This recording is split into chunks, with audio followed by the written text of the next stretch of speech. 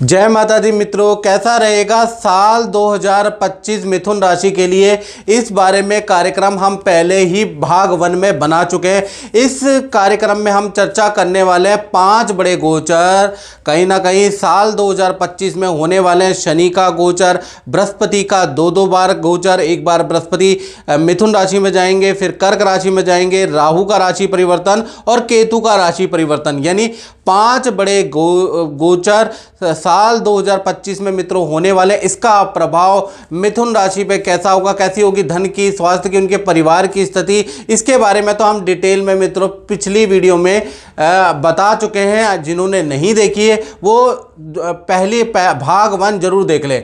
चलिए अब हम बात करते हैं कि गोचर का क्या प्रभाव रहेगा। तो मिथुन राशि जिनके स्वामी बुध है, वैसे मिथुन राशि वालों को देखा जाए तो वाणी में बड़े प्रवीण जातक देखे गए हैं, यानी भाषा वोकैबुलरी में ज़बरदस्त कमांड, कई भाषाओं के जानकार होते हैं। इंग्लिश धारा प्रवाह बोलते हैं, हिंदी धारा प्रवाह बोलते हैं, साहित्य की अच्छी मिथुन राशि वालों को नॉलेज होती है, साथ ही साथ भाष्य का अच्छा नॉलेज ये रखते हैं, यानी कि वाणी में कोई इनसे जीत नहीं सकता। वाणी को और शब्दों को तोड़ने मोड़ने की कला इनमें अद्भुत होती है।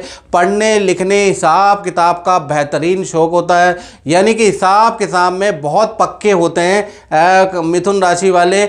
और साथ ही साथ देखा जाए तो बड़े नॉलेजेबल व्यक्ति होते हैं, क्योंकि पढ़ते लिखते बहुत ज़्यादा है। इसलिए क्या होता है कि मिथुन राशि वाले देश के इतिहास के बारे में भी जानकारी रखते हैं, भूगोल के बारे में भी, धर्म के बारे में भी, राजनीति के बारे में भी बहुत अच्छी नॉलेज रहती है, क्योंकि पढ़ने लिखने का इनको अच्छा शौक होता है।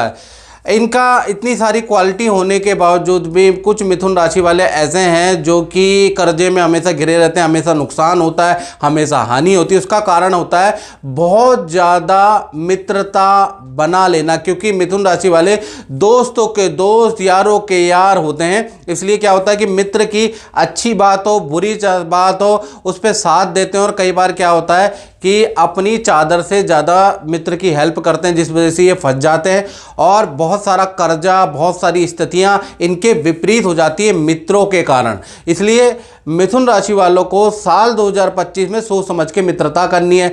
दूसरा, शराब या किसी बुरी लत में अगर ये फंस जाएं तो भी ये बर्बादी की कगार पे आते हैं। इसलिए जो भी मिथुन राशि वाले हैं तो इन चीज़ों को त्यागे। वैसे साल 2025 के अंदर अगर देखा जाए ग्रहों की योग की अगर हम बात करें तो एक ग्रह की स्थिति है, इसमें ओ सिंबल आप देख रहे हैं यहाँ पर बन रहा है। नवम, अष्टम और दसम भाव के अंदर ओ सिंबल बन रहा है। इस सिंबल का मतलब है मिथुन राशि वालों, कर्मा इज बैक, यानी कि आपने जो भी कर्म किए हैं साल 2025 में वापिस आएंगे। यदि आपने अच्छे कर्म किए हैं तो ये साल कैसा भी दशा हो, कैसी भी अंतरदशा हो, शनि की 7.5 हो, कोई व्यक्ति कितना ही कुछ बिगाड़े, आपको अच्छा रिजल्ट मिलेगा। यदि अगर आपने बुरे कर्म किए हैं तो कर्मा इज बैक, यानी साल 2025 में आपके बुरे कर्मों का फल भी आपको ही मिलेगा। यानी कि ओ सिंबल इस बात का प्रतीक है कि जो भी आपने कर्म किए हैं उसका फल भुगतने के लिए साल 2025 में आप तैयार रहे, याद रखिएगा। चलिए 2025 में वार्षिक कुंडली के अनुसार यश और मालव्य योग बन रहा है, यानी कि साल 2025 में जितने भी मिथुन राशि वाले जातक और जातिकाएं हैं उनके शादी के योग, कुंवारों के प्रेम के योग, प्रेम के गठबंधन में बंधने के योग मालव्य योग के कारण बन रहा है। साल 2025 में संतान से संबंधित कोई बड़ी अचीवमेंट आप देखेंगे या संतान से संबंधित कोई ना कोई शुभ सूचना आपको मिलेगी। साल 2025 विद्यार्थियों के लिए बहुत अच्छा, अच्छी परफॉर्मेंस रहने वाली है, विद्या में अच्छी ग्रोथ होने वाली है। साल 2025 विदेश यात्रा के लिए बहुत ही अच्छा, अगर विदेश में जाना चाहते हैं तो साल 2025 में आप ट्राई करें, आपका योग बनता है। साल 2025 में मिथुन राशि वालों का वाहन खरीदने का भी योग बनता है। साल 2025 में जो आपके लव पार्टनर, मैरिज पार्टनर अगर वो वर्किंग है, जॉब ढूंढ रहे हैं तो उनके लिए भी ये साल बहुत अच्छा है। तो कुल मिला के इन पॉइंटों पे साल ज़्यादा बेहतरीन रहने वाला है। लेकिन मैं आपको इससे भी बड़ी बात कहना चाहता हूँ, जन्म पत्रिका हर कोई बाँचे, कर्म ना बाँचे कोई। भाई ये जो फल है जब ही आपको पूर्णतया से मिल पाएगा, यदि आपके कर्म अच्छे होंगे। अगर कर्म खराब है तो वो जो ओ सिंबल है उसका भी फल भाई आपको मिलेगा। फिर बाद में ये मत कीजिएगा कि सब अच्छा अच्छा बोलते हैं, लेकिन घटित होता है, क्योंकि जन्म पत्रिका हर कोई बाचे, कर्म ना बाचे कोई। और मित्रों, अगर आपको डिटेल में मिथुन राशि वालों को जानना है कि कैसे उनकी धन की, स्वास्थ्य की, उनकी परिवार की स्थिति, दाम्पत्य जीवन की स्थिति, तो भाई जनरल प्रेडिक्शन आपको मिल जाएगी। सारी चीज़ों के बारे में 16-17 मिनट की वीडियो है। आप भाग 1 देखें, पार्ट 1 देखें यूट्यूब के अंदर, फेसबुक के अंदर, तो आपको सारा नॉलेज हो जाएगा।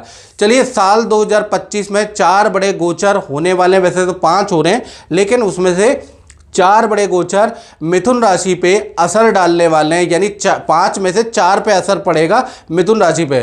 पहले गोचर के बारे में बात करें तो 29 मार्च 2025 को सबसे पहला शनि का गोचर हो रहा है। शनि मीन राशि में ट्रांजिट कर रहे हैं। आपकी कुंडली से आपके कर्म भाव, आपके व्यापार, आपके नौकरी क्षेत्र यानी दशम भाव, महत्वपूर्ण भाव में बृहस्पति का ट्रांजिट हो रहा है। यानी करियर में आप नई ऊंचाइयों, नई शिखरों तक पहुंचोगे। यानी कि कार्य बाधा अब आपकी खत्म। जो इतने सालों से आप महसूस कर रहे थे कि कोई काम बन नहीं रहा है मिथुन राशि वालों का, कोई काम में बहुत एफर्ट लगाने के बावजूद भी निराशा हाथ आ रही है, सही प्रोजेक्ट मिल नहीं रहे, काम बढ़ नहीं रहा है, तो यहाँ दशम स्थान में शनि होने से आपके कार्य बाधा खत्म होगी और आप साल 2025 में अच्छी ऊंचाइयों तक पहुंचोगे। शनि की 3 दृष्टियां होती, तीसरी, 7वीं और 10वीं दृष्टि से विदेश यात्रा का सुख शनिदेव आपको देंगे। प्रॉपर्टी खरीदवाएंगे या प्रॉपर्टी से संबंधित कोई ना कोई काम करवाएंगे, और वाहन योग्यता साल 2025 में आपका बन ही रहा है। तो कुल मिलाकर 29 मार्च 2025 का गोचर आपके लिए वंडरफुल है। उसके बाद दूसरा गोचर होगा, वो होगा 14 मई 2025 में गुरु का, बृहस्पति का गोचर मिथुन राशि में, यानी आपकी ही राशि के अंदर ये गोचर रहेगा। और ये गोचर बहुत अच्छा नहीं है मिथुन राशि के लिए, खासकर हेल्थ के लिए। हेल्थ के इशू आपके बढ़ सकते हैं, आपको किडनी की, लंग्स की, लीवर की, या इन्फेक्शन, शुगर, थायराइड, क्योंकि ये बृहस्पति के कारक बीमारियां हैं, इनसे संबंधित कोई परेशानी रह सकती है, या फिर आपको डिप्रेशन रह सकता है। तो कुल मिला के बृहस्पति का आपकी राशि में होना बहुत अच्छा नहीं है। तो हर बृहस्पतिवार को आपको पूरे साल पर्यंत कोशिश करें कि नॉनवेज बृहस्पतिवार को ना खाए। बृहस्पतिवार को केले के पेड़ पे घी का दिया जला के आए, तो उससे बृहस्पति थोड़ा ठीक रहेगा, बीमारियां नहीं देगा। तो याद रखिएगा कि बृहस्पति का मिथुन राशि गोचर कहीं ना कहीं आपके लिए बढ़िया नहीं है। फिर उसके बाद बृहस्पति का एक और गोचर होगा। बृहस्पति मिथुन राशि से ट्रांजिट करके कर्क राशि यानी आपके धन भाव में चले जाएंगे, जहां 4 नंबर लिखा है। यानी 18 अक्टूबर 2025 को बृहस्पति का कर्क राशि गोचर होगा, और कर्क राशि में बृहस्पति वैसे ही उच्च के हैं और धन भाव में बैठे तो सोने पे सुहागा, यानी बड़ा धन का लाभ आपको होता हुआ नजर आएगा। किसी डील में जबरदस्त धन लाभ होगा, मतलब बहुत लोगों का इतना धन लाभ होगा कि उनको पैसे गिनते गिनते भी घंटों लग जाएंगे, यानी इतना अच्छा धन लाभ होता हुआ नजर आएगा। साथ ही ये कुटुंब वृद्धि का हाउस है, तो शादी के योग भी बनते हैं और परिवार के अंदर खुशखबरी का माहौल रहेगा। यानी 18 अक्टूबर को बृहस्पति के कर्क राशि में ट्रांजिट होते ही आपके सारे काम बन जाने वाले हैं। फिर चौथा गोचर और अंतिम गोचर जो मिथुन राशि पर प्रभाव करेगा वो है 18 मई 2025 में राहु का गोचर कुंभ राशि के अंदर, यानी आपके भाग्य स्थान नवम, जहां 11 नंबर लिखा है वहां पर आपका कुंभ राशि में गोचर होगा। तो पहला चीज़ ये है कि कुंभ राशि के अंदर जैसे ही ये गोचर होगा तो ये विद्यार्थियों के लिए बहुत लाभकारी है। विद्यार्थियों को किसी काम में सफलता मिलेगी।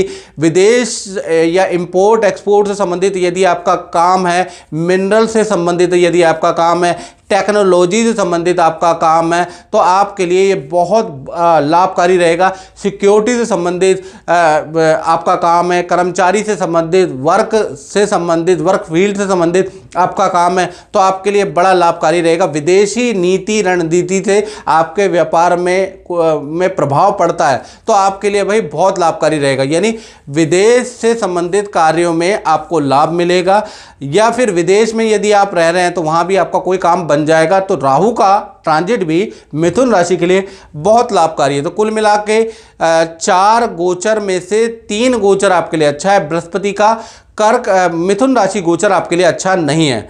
और मित्रों, अगर आपको ये मेरा कार्यक्रम अच्छा आता है, आपको लगता है कि मैं आपको अपनी बात समझा पाया, गोचर की स्थिति मैंने बेहतर बताई और YouTube चैनल से ज़्यादा बेहतर मैंने क्लियर किया, तो मेरे चैनल को सब्सक्राइब जरूर करें और इस पोस्ट को शेयर जरूर करें। जय माता दी।